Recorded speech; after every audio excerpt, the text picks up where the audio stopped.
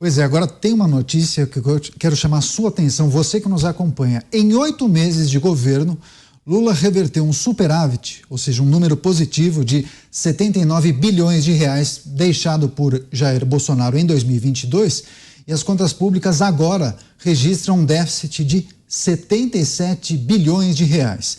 Segundo dados do Tesouro Nacional, só em julho foi registrado um rombo de 36 bilhões de reais, representando o segundo pior resultado para o mês na série histórica iniciada em 1997. Após Lula assumir o poder, a despesa total do governo cresceu 8,7%. Vamos começar esse giro com o Cláudio Dantas. Dantas, surpreendeu que o governo federal tenha alcançado esse déficit ou rombo, como queira chamar, em 8 meses de governo? Costuma ser uma característica, né, de governos progressistas e de esquerda, gastar mais e não ter aquela preocupação com corte de gastos. Mas 8 meses é pouco tempo, hein, Dantas? Ô, Daniel, estou sentindo uma defesa prévia aí do governo de esquerda que você está fazendo, né? Olha, essa coisa de associar determinada política a determinado governo, isso, na verdade, no fundo, o que nós estamos diante de um alto grau de incompetência. Porque é o seguinte, você tem interpretações sobre economia, muito bem, sobre projetos de desenvolvimento, mas você tem de lidar com matemática, e a matemática é uma ciência exata. Não é filosofia. A esquerda pode filosofar, pode ocupar os DCEs da Faculdade de Filosofia e inventar o que ela quiser, pode falar sobre questões de gênero, pode falar o que ela quiser, pode fazer a tese que ela quiser, mas a matemática, você não consegue se contrapor a ela. E os números, eles são uma realidade, eles são inquestionáveis, eles são brutos, eles vêm e atropelam qualquer discurso ideológico, qualquer modinha, qualquer proselitismo, qualquer assistencialismo, qualquer narrativa política construída na eleição para enganar o eleitor. Vocês vão lembrar, na eleição, qual era a narrativa do PT? Que o governo Bolsonaro quebrou o Brasil. E aí nós temos um governo, um 2022, que encerra com superávit.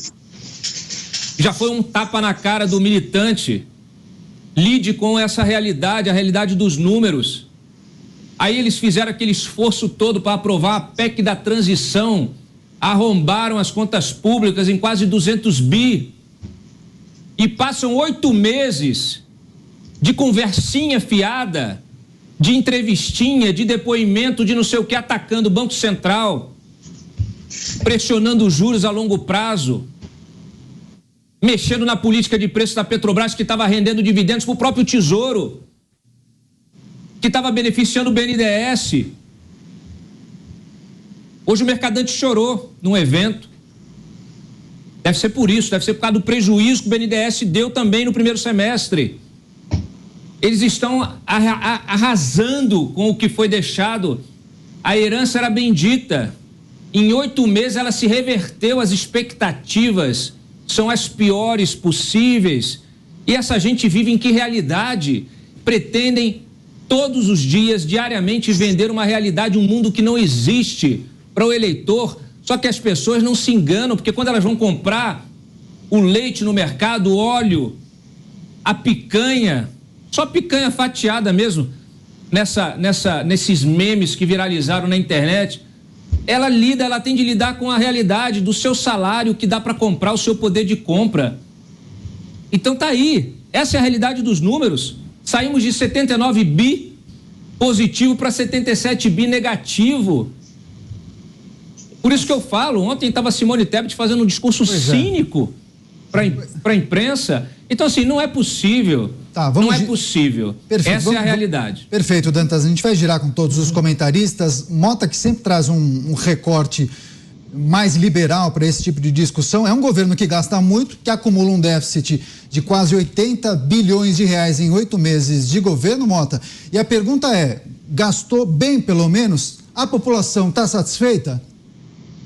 Essa pergunta a gente responde todo dia aqui quando a gente dá notícias de viagens, né, parece que tem até uma notícia aí de compra de um novo avião, porque o avião atual estaria ruim. Eu só vou discordar um pouco do meu colega Dantas. Eu acho que é uma questão de ideologia, sim, porque não há registro na história de um governo bem-sucedido que tenha adotado a mentalidade socialista. A mentalidade socialista que, na verdade, esconde por trás dela uma grande hipocrisia. A gente já falou disso daqui, né? É o progressista que luta contra a desigualdade e gasta 300 mil reais em 2 dias de diária de um hotel de luxo em algum lugar do exterior. Tá? É o progressista que está preocupado com os que não têm o que comer, mas passa mais tempo no exterior do que aquilo em solo pátrio.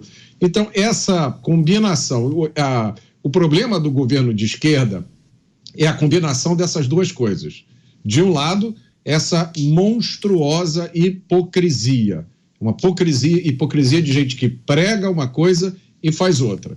E do outro lado, são ideias fundamentalmente erradas, que a gente escuta todos os dias de pessoas que são apresentados como técnicos, grandes especialistas em economia, e dizem uma bobagem atrás da outra, e pregam o aumento do gasto público, acabaram com o teto de gastos, trocaram por um piso de gastos, criaram uma reforma tributária que pretende implantar um sistema que vai complicar a vida de todo mundo, que vai ter uma fase de transição que os contadores do Brasil vão ficar loucos. Então, meus amigos, não tem como dar certo. É como eu sempre falo aqui, se você sai de São Paulo e vai para o Sul, você não vai chegar no Ceará nunca. Você pode chegar em Porto Alegre, mas no Ceará você não tem chance nenhuma de chegar. Vários assuntos.